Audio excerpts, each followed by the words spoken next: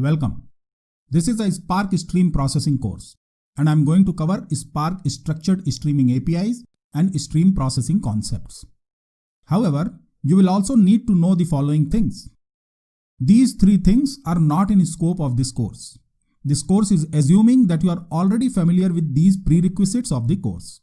If not, I also teach those subjects.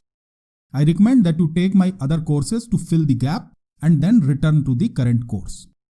I'll help you to set up your Scala IDE, install Apache Spark and Apache Kafka on your local machine.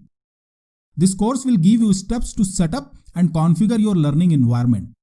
However, I'm not going to discuss the Spark Data Frame APIs, Apache Kafka, or the programming language topics. If you lack any of the three skills listed here, this course is not for you.